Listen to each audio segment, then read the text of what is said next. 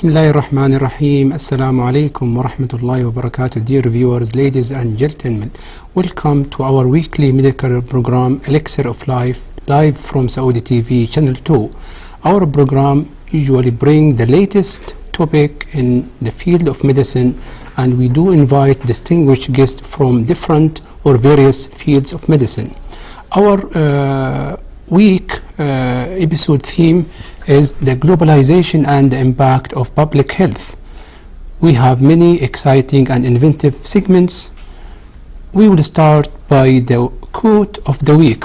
We chose this week, the quote will be the good physician who treats the disease and the great physician who treats the patient who has the disease, which focus on the global or comprehensive approach that treat the patient from three dimensions: psychological and biological, in addition to social. Our next segment will be medical news. We'll start by first segment of medical news: Sudanese conjoined twins who were flown to Riyadh from Khartoum.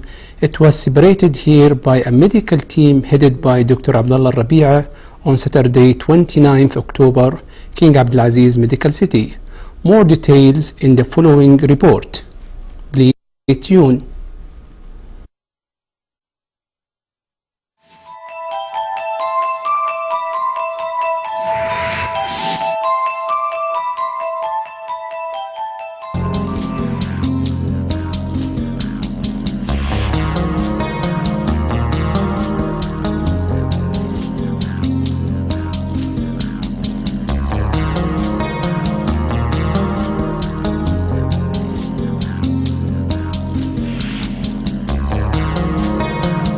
With me here is Dr. Abdullah Rabi'a. We're doing a surgery. Good morning, Dr. Abdullah.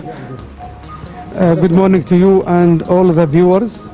We are here in the operating room with me, Dr. Namshan and Dr. Al-Jad'an and the anesthesia team. We are in the third phase of this procedure, entering the fourth phase, which is we started with the anesthesia part, then the preparation, then inserting the tubes, then opening, and now we are separating the bowel, and after that the urinary system, and so far everything is going well. The children are stable, and we're hoping that things will go as planned. Certainly there are critical phases when there is a dissection of the pelvis and the bones and the genital organs, but the team is inshallah optimistic that the procedure will go in a success.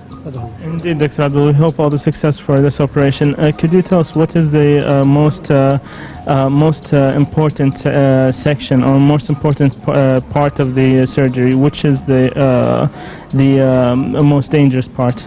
Well, the most critical part in this procedure is dissecting the area in the narrow area of the pelvis, which is separating the genital organs from the distal part of the bowel, and also the bones, and also having flaps to cover the defect. But from the experience of my colleagues, I think we will be able to do that without difficulty, inshallah. We hope you all the success. How long do you think the operation in total? When do you think we will be finished? Around what time? We think we'll probably around 8 p.m. We think we can do it sooner than what we planned. We're moving ahead of time, so we think we'll finish around 8 p.m. So around 12 hours in total? We think so, yeah. We hope you all the success for your team and colleagues. Thank you very much, Dr. Abdullah.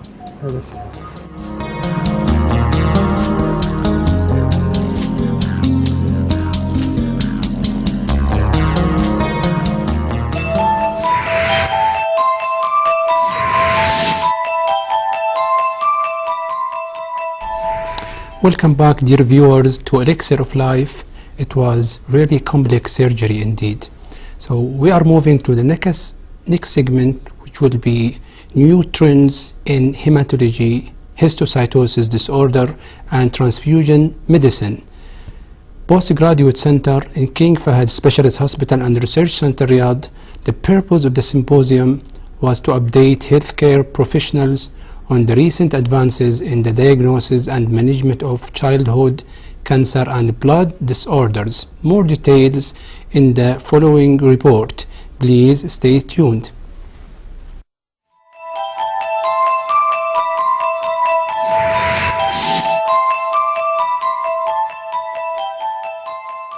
Assalamu alaikum wa rahmatullahi wa barakatuh. It's a real pleasure to be back in Riyadh for the second time for the second International Symposium on Endoscopic Ultrasound. The first symposium was held 2 years ago, was a big success, and we're back again to King Fahd Medical City to participate in the events of the symposium that included multiple international faculty who are experts in the field of endoscopic ultrasound. And we are very pleased to be able to be here, provide didactics to the audience, which includes gastroenterologists and endoscopists from various parts of Saudi Arabia. The interesting part about this symposium this year is also included a very robust, hands-on clinical part of the symposium where we provide direct patient care on patients who need expert opinion in endoscopy and provide specialized endoscopic interventions. I'm very grateful to the organizing committee, Dr. Abed and the entire team here at the hospital for hosting us over the last 2.5 days, and we are very pleased to again be able to provide the service and contribute to the success of the symposium.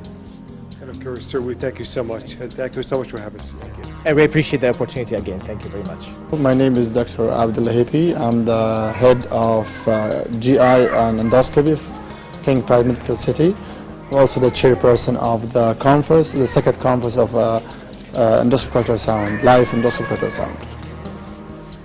Of course, sir, tell us about the conference itself. What are the main goals? Yes, so the goal of the conference to have like a live demonstrations of the live cases from our endoscopy unit to the auditorium, and also to discuss the latest and update of diagnostic and therapeutic modality of like pancreatic diseases and also the GI or gastroenterology malignancy, and especially like pancreatic malignancy.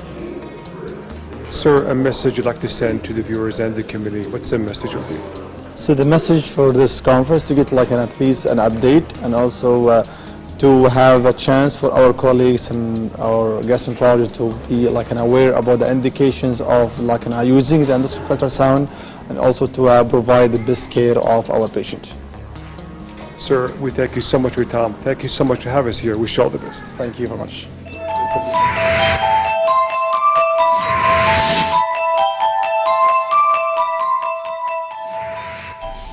Welcome back, dear viewers, to Elixir of Life. Now our next segment will be health, myth and facts.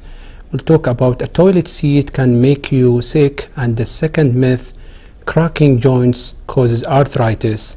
More details in the following report. Please stay tuned.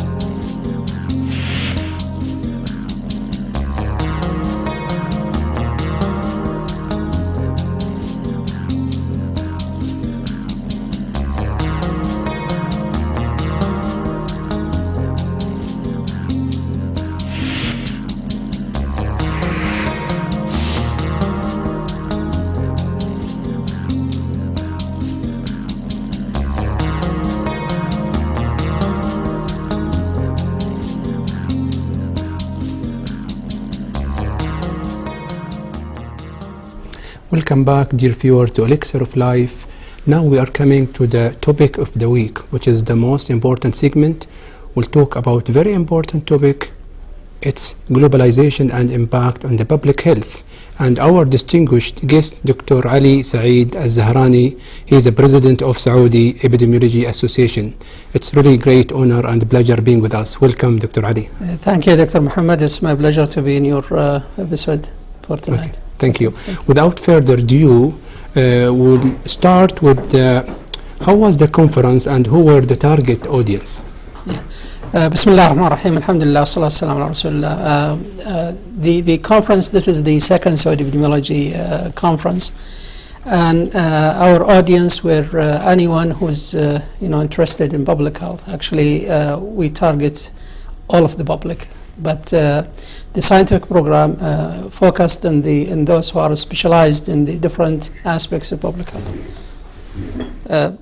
The theme of this year was the globalization impact on public health, and we believe that it's a timely issue, and everybody is talking about the climate changes, and all of the international association organizations, they are also active nowadays in implementing what is called COP, or Conference of Parties, who agreed on the international sort of convention to reduce the temperature of the Earth by 2 degrees centigrade towards the end of this century.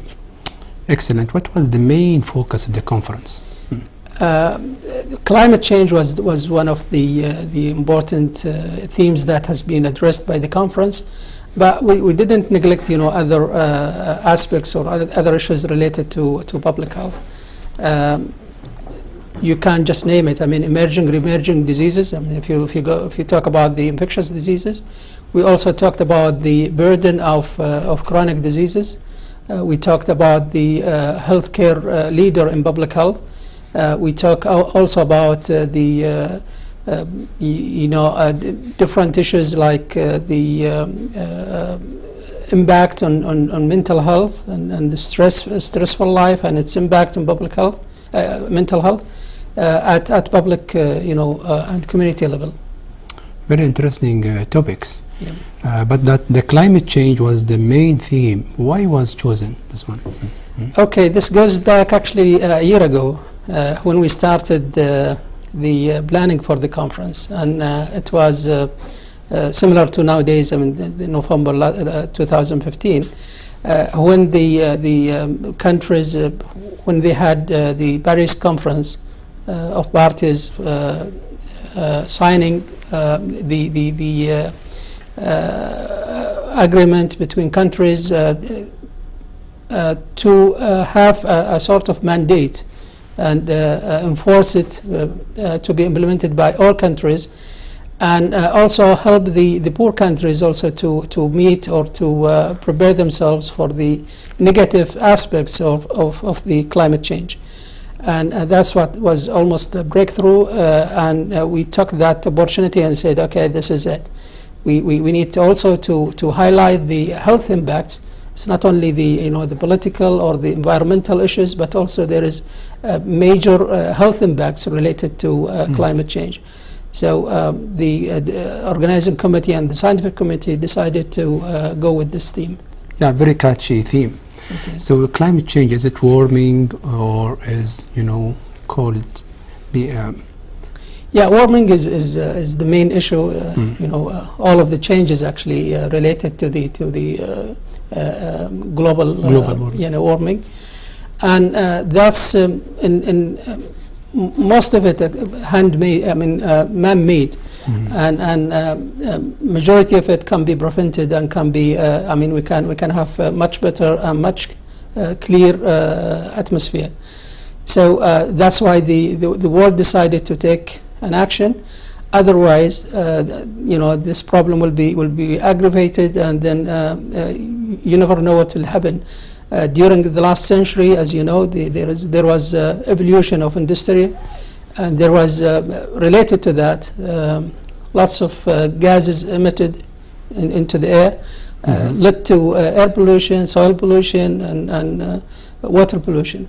All of these affected the the communities, and if there is no regulation, I mean, to stop such changes, this will be actually will affect the general health of well-being of the people, and that will ultimately lead to lots of diseases, and the burden of managing these diseases will be much higher. So it's better to prevent, all of these consequences, health consequences before it happens. Sure. And that's what we, plan or we had in mind to address and to get people aware about it. Yeah, Dr. Ali, very interesting. What are the major, we know it's the climate change is very significant, but what diseases in particular that affected by the climate change? I mean, the mostly affected. Okay. Yeah. The life cycle of many pathogens, needs, certain temperature. Excellent. And when the temperature goes up, you just give the bacteria or the virus the right environment to multiply and to be more pathogenic. The global changes. This is one direct action, but there is lots of indirect actions. Some of which is we believe that the interaction between the human and the animal, and that goes with the changes in the ecology of many countries. We have much less green in the earth nowadays than before. People invaded the environment of other creatures, and based on that, there was sort of more of contact between man and animal. And as you know, I mean, during the last 2 decades, we had too many new diseases emerged. Okay. Very interesting. And we didn't used to have it before. Like? SARS is one of them. Okay. And SARS in humans affected more than 9,000 people and killed nearly 900 people. And spread among more than 30 countries just in a few months. It wasn't there. We had Corona in Saudi Arabia. We had the Rift Valley, which migrated from Africa to southern part of the Saudi Arabia. Zika, last one, and traveled, from country to country and get affected. I mean, there is, world is going crazy, I would say. Okay. It's like, small village. And you cannot be, just say, okay, I'm secure, then I've just, close the door and I'll be secure. No, this is not anymore. You'll be exposed to people traveling from all over the world. It takes you only 36 hours to travel around the globe. Okay, so see how many people traveling every day. These people, some of them, they carry pathogens that you are not aware about. So if you come close in contact with these people, you'll get the infection, and probably if your immune system is not good enough, it will be threatened to your to the person's lives. Very intriguing. What about the effect on non-communicable diseases like diabetes, hypertension, obesity, overweight, abnormal cholesterol level? Because this is the era of non-communicable diseases. Right. So what's the effect of the global, I will say, globalization? Yeah, globalization is not only climate. Okay. Urbanization is another. Urbanization is another major factor, and urbanization, with all it takes, actually, people moving from small villages and settlements into moving to large cities, and the lifestyle change, in the cities, led to exposure to or adapting some potential risk factors for chronic diseases. Diabetes is one of them, cardiovascular diseases, and also cancer. So all of just by moving from a healthy environment to unhealthy environment, you expose yourself to many risk to your well-being. As you know, also overcrowdedness of cities, the air pollution in the city itself, the stressful lifestyle, all of it has its impact, health impact on the population. If we just look at what we see in clinics and hospitals, you just see the iceberg. Okay, so you just see a small proportion of the problem. Other people will come to you, but they will come with a severe illness. Yeah, after complications developed. What we try to say, all of these issues need to be addressed, studied well, and we have to be prepared, and we have to take intervention actions at the community levels before the patient or before the person get into the advanced pathology or the disease and present at the emergency room or at the clinic with the devastating disease. So prevention is better than cure. It is. I think it's part of your area of your expertise, or about prevention, okay, preventive medicine. So yes, epidemiology is part of public health. I mean, it's basic science, and it is also a main element of preventive medicine and community medicine. Actually, the Saudi board in community medicine, there is one track for epidemiology. Okay. So we have some graduates from the Saudi board in community medicine specialized in epidemiology. Preventive medicine. Yeah, and preventive medicine, yes. Good, great. You mentioned that the lifestyle, drastic lifestyle change, in the urban, communities. What kind of lifestyle change? Can you elaborate more on this, so our dear viewers, they... Yeah, I mean, if you see, what is the if you take, the daily activities of a person lives in a city and person lives in a village. The person in village usually eats with, very, I would say, healthy food. Yeah, healthy diet. Will do some exercise, will move around. It's not only, using cars, moving from a place to another. Excellent. And, all of these, you don't find it in cities. So this is, I would say, this is one of the main, I would say, contributing factor to, we prefer people to go back, or at least to adapt or to return to their what they used to do maybe 20, 30 years ago, when they eat healthy food, they do more of exercise, and also there is not much pressure and stress in them. Okay, stress. Yeah. Compared to the city, I mean, smoking the city as well. is more of risky. I mean, if you smoking as well. Smoking. If you just move around, if you just cross the street, you are not secure. Maybe you'll be exposed to road traffic accident. So it's not necessarily exposing to the the factors that I mentioned, but without just walking in a city is a risk factor by itself. Yeah. So the sedentary lifestyle, or physical inactivity. Actually, our nation is occupying the third most physically inactive or lazy worldwide, according to a study published in Lancet a few years ago. Right. So we are only after two countries, Switzerland and Malta. So we are the third in terms of physical inactivity. Do you think this is true, or this is exaggeration of the... No, there are actually studies that showed this this issue. I mean, there was a survey in 2013 conducted by Ministry of Health. Excellent. And they report that nearly 60% of our population lives sedentary life. Obesity is high, overweight is high. We have also the hyperlipidemia at community level. All of these, will resonate in one time. I mean, it's just a matter of when the patient or when the person started to complain and come to the clinic.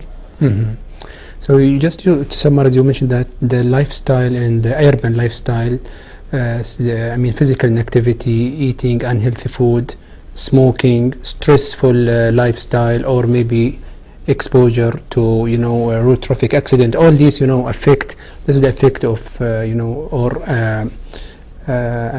unhealthy lifestyle. what they mean physical inactivity. Is there any definition? Because people they say, is there any scientific definition or not being moving, watching TV is because they're lazy? Well, there is a study showed that if you walk 30 minutes a day, you'll maintain your health 5 times a week. 5 times a week. If you do that in a weekly basis, and will be sort of you take it as a routine of your weekly activities.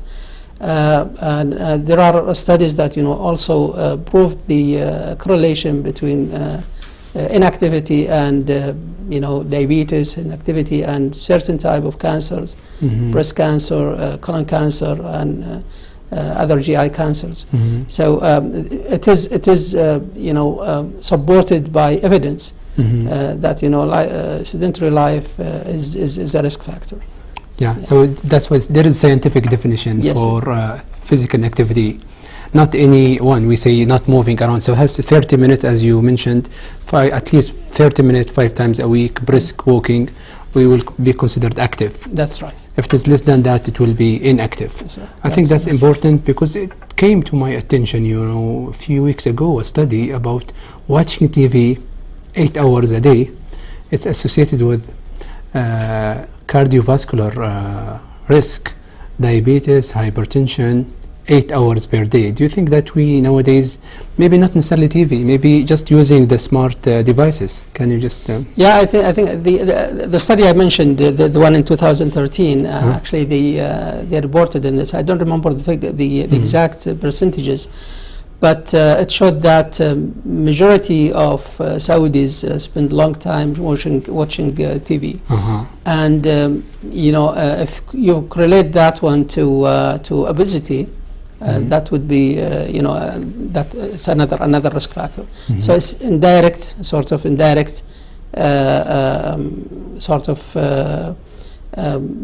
way to say just watching TV is harmful. Okay, so again, it's sedentary life. I think we in our cities and in our settings, actually, even at home, we should have the tools to do more activities. Not necessarily, some people will say, okay, it's too hot outside, it is too cold, and something, we cannot do that. But you can create the right atmosphere for yourself. I mean, if you take it serious, you'll find way to like treadmill at home. Yeah, exactly. Or bike. Bike and just walking around at home. For some ladies, they said that you can walk around, and if you use the stairs 10 times a day, I think that will be much beneficial to the health. That's very interesting. So we heard about the effect of globalization on non-communicable diseases, about infectious diseases. Now about cancer. So what's the relationship between globalization and cancer? We are seeing increasing, incidence, prevalence of cancers in Saudi Arabia. Can you just shed some light about this? Actually, I had one study was published, and it's correlated the air pollution with certain types of cancers, and the correlation was significant with lung cancer, with breast cancer, with in the cities with high index of pollution. We measure indirectly the nitrogen dioxide concentration in the air, and correlated to the incidence of cancer. So that study proved that there is they go together. I mean, the cities that has a high concentration of pollution tend to have, the people living in that cities tend to have more exposure to more cancers. Like which cities in Saudi Arabia? There was in the conference it was presented, and to my surprise, Riyadh was number 4. Riyadh number 4. We expected worldwide. number 1. Worldwide. Yeah. Oh, that's scary. It was number 1. That's very scary. Al Jubail was number 2. So 2 cities from Saudi Arabia had, among the top 5. Top 5 in the cities world. worldwide. Yeah. So Riyadh, First, I think China and India, they came first, and then another country I don't remember now, but Riyadh and Jubail were among the top 5. excellent, very interesting. Now we will go for a short report. Please stay tuned.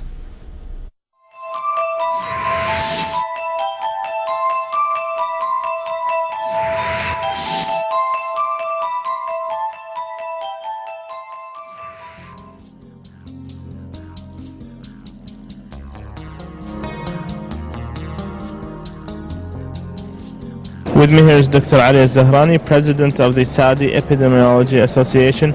Well, in terms of speakers, we have, even with the previous one, we have international and regional and local invited speakers, as well as some researchers who wants to present their abstracts in the meeting.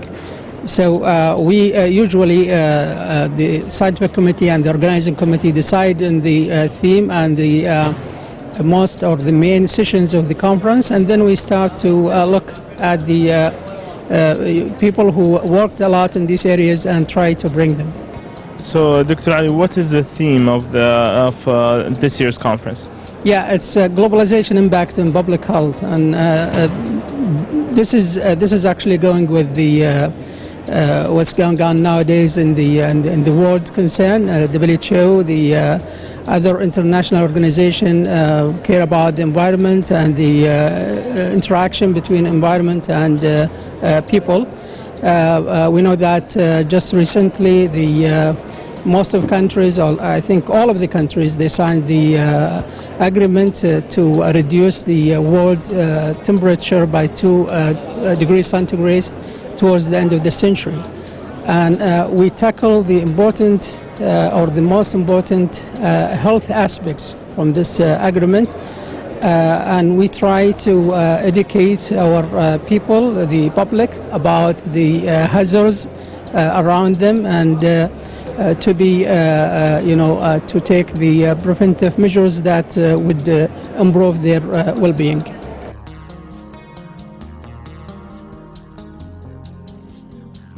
With me here is Dr. Amin Bawzir. Good morning, Doctor. Good morning. Thank you very much. This is a very important opportunity for all the public health interested people in Saudi Arabia as well as in the region. It's a public health conference which means a lot for us as well as for those, even our students or the workers in the health fields. Public health is concerned as one of the important issue in our world. So I think this is one of the great importance to be hosted by the King Saud bin Abdulaziz University as well as the College of Public Health, this conference in particular, with a partnership with the Saudi Epidemiology Association and the Saudi Public Health Association. Indeed, Dr. Amin. How do you see there's lots of guest speakers from different parts of the world coming to Saudi Arabia to King Saud bin Abdulaziz University in order to get this message, in order to share the information and share the knowledge. What do you see? How do you see the importance of that? Right. Indeed, I mean, we receive around 8 speakers international as well as 80 from the regional and local speakers in this conference, which means that they indeed appreciate the importance of such conference and the issues or the topics that will be discussed in this conference. The conference will include different themes. It starts from the globalization as an impact on the health of the population. In our areas like the Middle East as well as in Saudi Arabia in particular, we have a lot of issues, including the climate change, the floods, and the consequences of this climate change on disease and the disease of, which affecting the population. So, and the other issue that we have also, one of the important trend now for the non-communicable disease, which called chronic diseases, like cardiovascular as well as diabetes and risk factors, obesity, physical inactivity, all these are becoming, increasing as a trend in the area as well as from the context.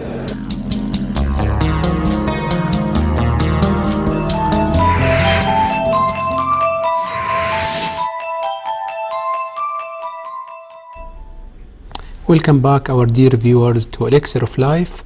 Welcome, Dr. Ali. Now we have talked about the effect of globalization on cancer. Can we dissect it to each cancer? Because we have in our society some cancers more common than the rest of the world, like breast cancer, colon cancer, thyroid cancer, lung cancer, leukemias. Can we take it one by one, and let's start by lung cancer. Yeah, the first, just let me, if you allow me to speak a little bit about the database that I'll be referring to, which Excellent. is the National Cancer Registry, Saudi Cancer Registry, which keeps all of the records of all of cancer patients in the country. During the last, the cancer registry started in 1994, and the latest report was 2013. Mm-hmm. And during this period, there is almost 4 to 5% increase in numbers. 4 to 5%. Yeah, per year, annually. Okay. There is about 4 to 5% increase in the number of patients. And when it comes to the type of cancers, we have the breast cancer is number 1 in female, followed by thyroid cancer, colorectal cancer, and then non-Hodgkin lymphomas and leukemias. And in male side, we have the colorectal number 1, followed by non-Hodgkin lymphomas. Lymphoma, I forget lymphoma, it's important, okay? Yes. And then after that comes the leukemias, the lung cancer, and liver cancer. The reasoning why... Pediatric, what about, this is adult, what about the pediatric? Pediatric leukemia and lymphomas are common, and comes the brain tumors also so leukemia. So breast among female is the most common, colon among the males, and pediatric is leukemia. Can you? Yes. Your question was about the lung cancer. Sure. It's too much, as we talked earlier in this episode, it's too much related to smoking and air pollution. Smoking in general cause more than 30% of all types of cancer, but 85% of lung cancers are smokers. 85. Yeah. So smoking is number 1 risk factor for lung cancer. After that comes the environmental hazards or issue, like exposure to asbestos, exposure to some radioactive materials or something like that. Car fumes, what about car fumes? Car fumes, yeah, also led to lung cancer. Yeah, okay. It's too much related. Yeah.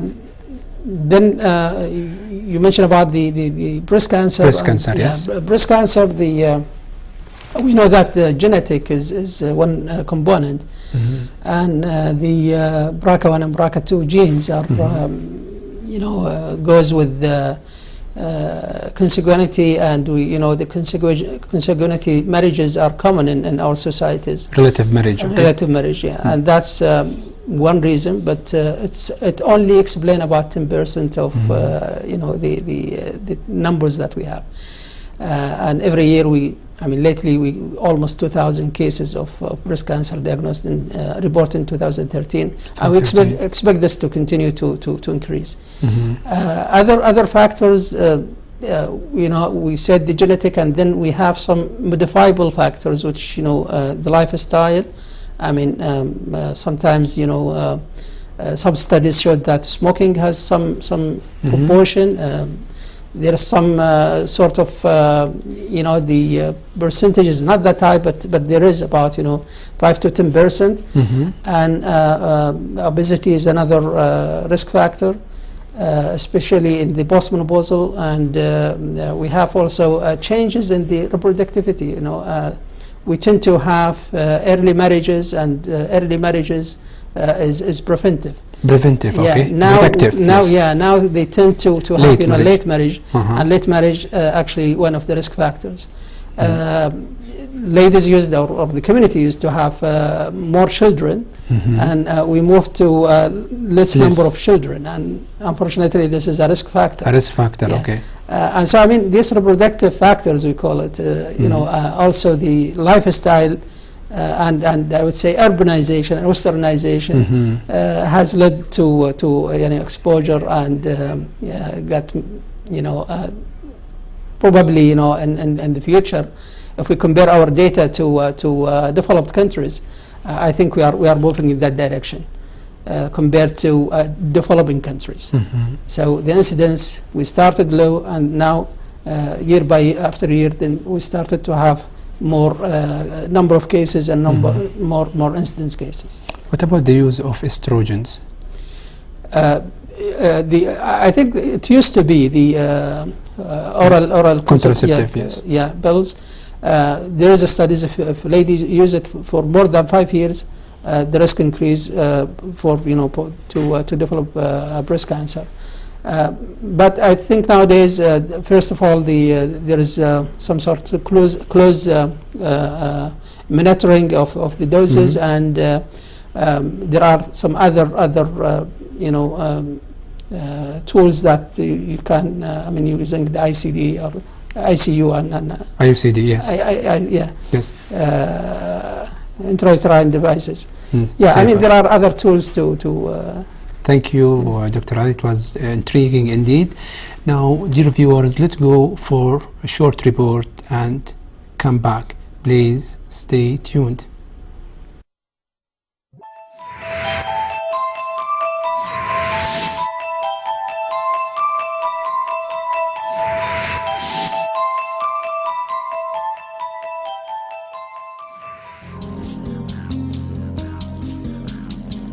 With me here is Dr. Majid Assalamah, Dean of College of Public Health and Health Informatics from King Saud bin Abdulaziz University for Health Science. Good morning, Doctor. Good morning, and it's a pleasure to be on your channel. Thank you.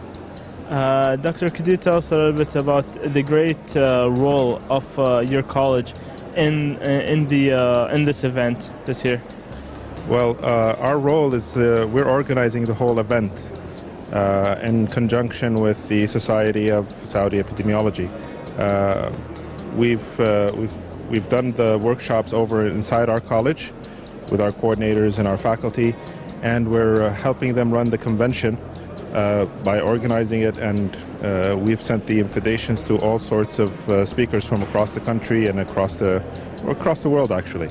So we have speakers that have come in from the United States, we have speakers from the WHO, we have speakers from the CDC, which are all important public health institutes. How important is it for international guest speakers and from different parts of the world in order to come here and meet with locals and from the region? How important is that? Oh, collaboration is imperative, and especially in our specialty, public health. People have to network, they have to connect, they have to describe each other's problems and find different solutions to things that we've been suffering from for a long period of time. Treating diabetes in Saudi Arabia may be different from the United States, may be different from other countries. So it's very important that these people get together and discuss these issues. Although, if I may, the main theme for our conference this year is urbanization and climate change, how it affects public health in general. So that's the unique thing about this conference this year. It gives a different spectrum of diseases that we look at when we're talking about epidemiology. What's the importance of the of the theme this year? What's the significance? Why is it focused on this year? Well, it's the first time we as a medical society are actually looking at these problems. Usually the industry looks at them, such as Aramco's just recently made a conference over climate changes and global warming and how that's affecting us. So we need to look at it from the health perspective. How is it affecting our communities? How is it affecting the health of our people? There's a lot of sessions on this, and it's a new science that's slowly developing, but it's very important because we all see the changes around us in the world.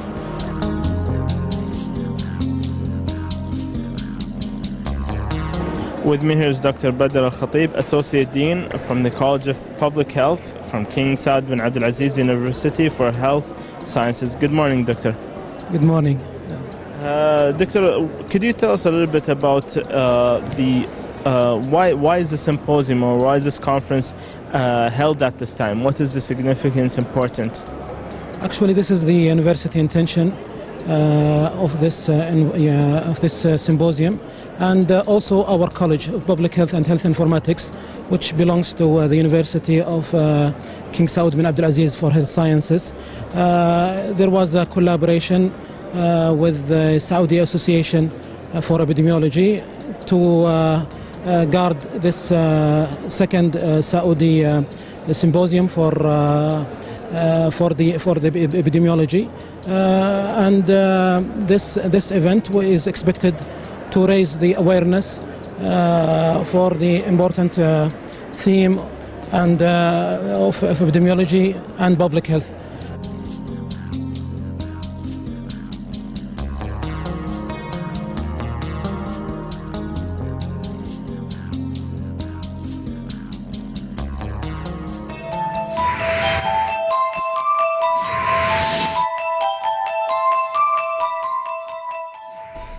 Welcome back, our dear viewers, to Elixir Life. Just to continue, Dr. Ali, we stopped on the effect of globalization on cancer. We are seeing increasing prevalence on some cancer. We discussed breast cancer, we discussed lung cancer.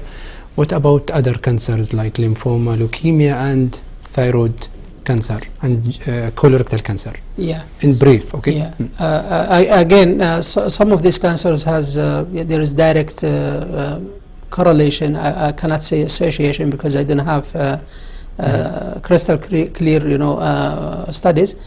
And lymphomas, leukemias mainly is common in our region. It's not only Saudi Arabia but the Gulf region compared to the world, and that's more likely is due to, in addition to infection, there is some environmental hazards.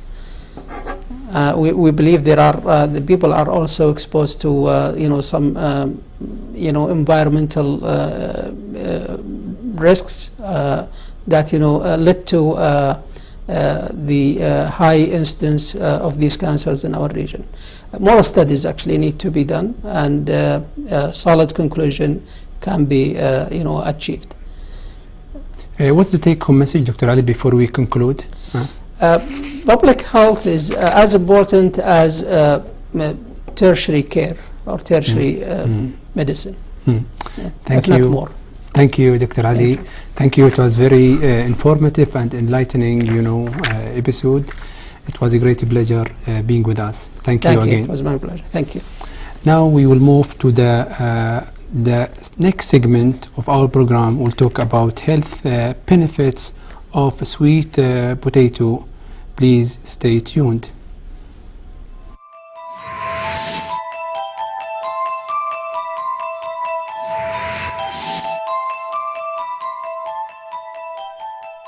Health benefits of sweet potatoes. They help regulate digestion. The high level of fiber that is present in sweet potatoes is ideal for promoting a healthy digestive system and prevents constipation. The presence of magnesium also aids in creating a smooth-running GI system. Stress. When we are stressed, our metabolic rate rises, causing the body potassium levels to be reduced. By snacking on the potassium-packed sweet potato, it helps to rebalance the vital mineral and helps normalize the heartbeat. This in turn sends oxygen to the brain and regulates the body's water balance. high in beta-carotene. One of the many benefits of sweet potatoes is that they are extremely high in beta-carotene. Just one medium sweet potato has over 200% of the recommended daily value of beta-carotene. Beta-carotene is an important nutrient that the body converts into vitamin A. Once it is converted into vitamin A, beta-carotene helps your immune system stay strong and keeps your eyes healthy. Great for emphysema prevention. Emphysema is a condition that gradually damages the air sacs in the lungs, leaving sufferers short of breath. It is often associated with smokers, or people exposed to smoking on a regular basis. Smoking reduces levels of vitamin A, which helps regenerate the cells in the lungs. The beta-carotene contained within sweet potatoes encourages the production of vitamin A and helps heal the respiratory system. Stay young and beautiful.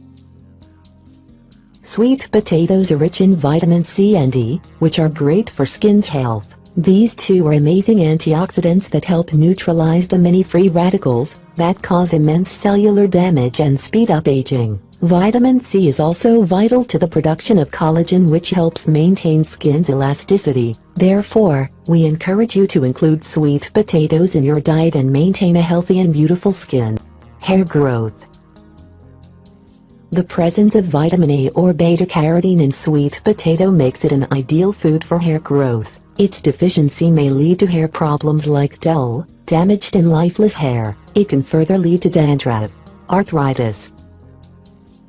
Beta-carotene, magnesium, zinc, and vitamin B complex make sweet potatoes a hugely important food source for managing arthritis. The water where sweet potatoes are boiled can also be applied externally on joints to ease the associated pain of arthritis.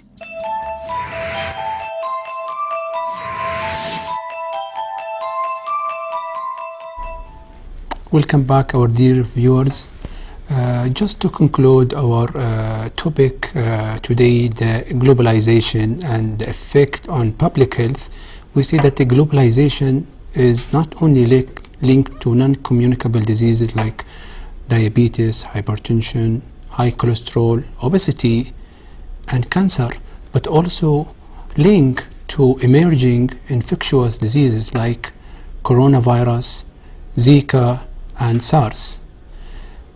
Before we conclude, I would like to thank our distinguished team led by Director Abdullah Al-Wulai'i, Cameraman Ahmed Al-Qahtani, and Salim Al-Aribi, and sound by Mohammed Al-Qasim, lighting by Abdullah Al-Shammari, Deco by Hamad Al-Risaini, and prepared by Rihab Khalitit, and presented by me, Dr. Mohammed AlSheef.